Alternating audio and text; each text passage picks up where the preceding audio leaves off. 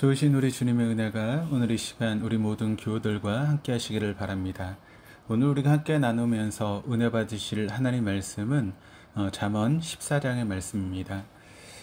잠언 14장 1절이 이렇게 시작을 합니다. 지혜로운 여인은 자기 집을 세우되 미련한 여인은 자기 손으로 그것을 허느니라. 이 말씀은 지혜로운 여자는 집을 세우지만 어리석은 여자는 제 손으로 집을 무너뜨린다라고 하는 그런 의미입니다.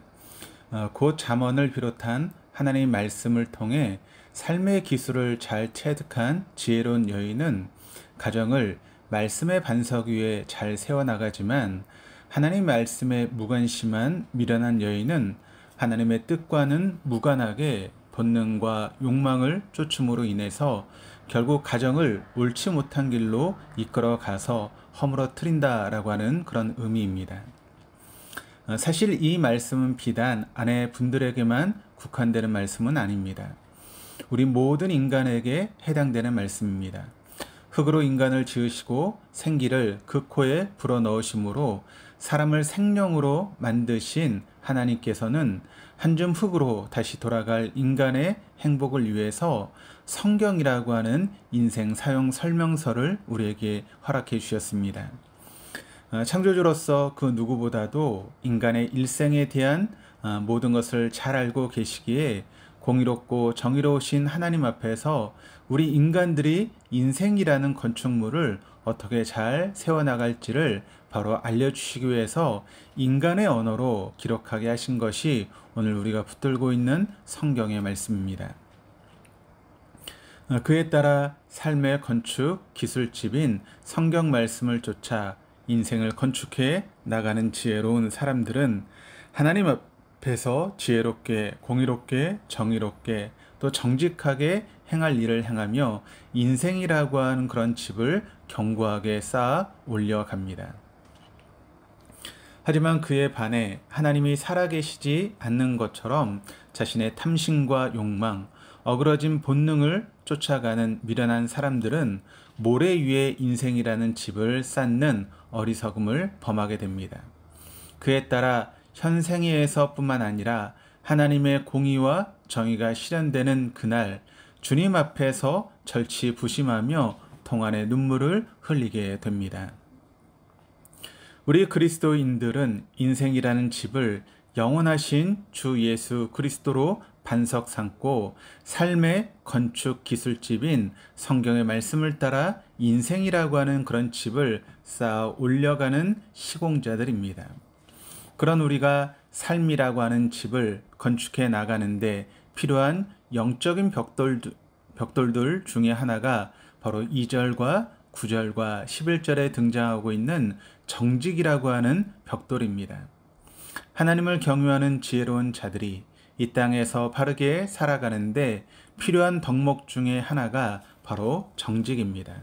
왜냐하면 부정한 세상 속에서도 정직한 삶을 추구하는 이들에게 주님께서 은혜를 부어주시며 삶을 부요함으로 채워주시기 때문입니다. 정직함을 통해 주님께서 부어주시는 은혜로 물질의 풍요를 누리게 된 그리스도인들은 결코 이웃을 업신여기는 죄를 범하지 않고 또 빈곤한 자를 불쌍히 여기며 자신만을 위하여 사용하는 것이 아니라 가난한 이들을 구제하며 돕는 일에 사용합니다. 궁핍한 사람을 불쌍히 여기는 것이 곧 주를 공경하는 것임을 알기 때문에 그렇습니다. 그런 그의 삶은 타인으로부터도 존경과 영예를 얻는 면류관이 될 것입니다. 그와는 대조적으로 정직하게 행하지 않고 패역하게 행하는 자, 곧 의로우신 하나님께서 원하시는 정직한 삶과 반대되는 부정직한 어그러진 길로 걸어가는 자는 그를 지으신 하나님을 경멸하는 자입니다. 왜냐하면 그는 자신을 지으신 하나님의 뜻을 무시하며 또 자신의 욕망을 쫓아 자신을 지으신 하나님의 목적과는 상반된 생의 목표를 향해 반대로 질주해 가기 때문입니다. 그는 자기 자신을 믿는 방자함 속에 자기를 우상화하며 스스로 바른 길로 간다라고 자부하지만 그 길은 사망의 길로 이어지기 마련입니다. 왜냐하면 자신의 불완전한 생각과 자기 중심적인 판단에만 의존하고 있기 때문입니다. 그것은 곧 하나님의 공의와 정의와는 동떨어진 불의한 삶으로 귀결되기 마련이며 또 그런 그의 삶은 그를 사망의 그물에 가두게 될 것입니다. 아울러 부정축제된 그의 소유는 타인을 향해 흘러가지 못하고 삶의 자리에 그대로 고여 있음으로 인해서 그를 더욱 어리석은 삶의 수렁에서 빠져나오지 못하게 하는 미련한 것으로 작용하게 되는 것입니다. 그는 죄를 우습게 여기며 자신의 부를 더 확대해 나가기 위해서 가난한 사람들을 학대하는 것도 마다하지 않습니다. 그것은 곧 그들을 지으신 하나님을 멸시하는 것과 동일한 죄를 범하는 것입니다. 홍콩의 정치 경제 리스크 컨설턴시의 자료에 의하면 우리나라는 아시아 선진국 중에서 부패 지수가 가장 높은 나라에 속하는 나라입니다. 국가 청렴도의 지표라고 할 수 있는 부패 지수에서 이렇게 좀 높은 점수를 받은 그런 나라입니다. 그만큼 우리가 살고 있는 우리 조국 대한민국과 이 사회가 좀 부정직하다라고 하는 그런 뜻이 아니겠습니까? 아울러 한국 투명성 기구가 한국 갤럽을 통해 전국 성인 남녀 1,500명을 대상으로 진행한 한국의 직역별 부패 지수가 가장 부패되었다고 여기는 영역 중에서 첫 번째가 정당이었고 두 번째가 국회의원이었습니다. 사실 여기까진 지금껏 자주 들어오던 사람들의 일반적인 의견이며 생각이었기에 개인적으로는 그렇게 놀라지 않았습니다. 그런데 그 다음으로 세 번째 단체를 듣는 순간 충격이었는데 바로 종교단체가 포함되어 있었기 때문입니다. 물론 그 안에는 교회가 포함되어 있습니다. 우리 교우 여러분들도 아시는 것처럼 교회는 건물이 아니라 예수 그리스도를 주인으로 모시고 그 주님의 뜻을 따라 이 땅 위에서 삶을 살아가는 사람들의 모임이 교회입니다. 그러기에 종교단체가 부패했다라고 하는 것은 종교단체 중에 하나로 인식되는 교회가 부패했다는 뜻이며 또 이는 곧 교회를 구성하고 있는 우리 각자가 부패했다라고 하는 이야기입니다. 이는 세상 사람들의 눈에 우리 그리스도인들의 삶이 투명하지 못하고 부정직하게 비춰졌다는 뜻이기도 한 것입니다.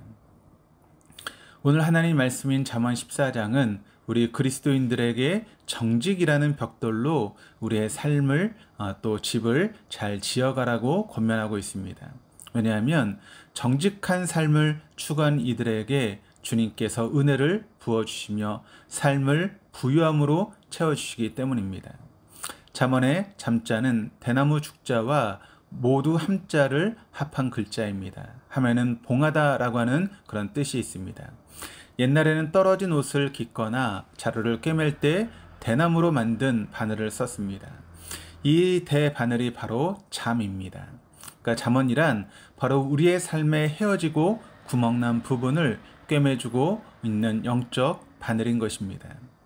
우리의 부정직함으로 인해 삶이라는 건축물에 구멍이 난 곳이 있나 없나 확인해 보시는 오늘 아침이 되시기를 바랍니다.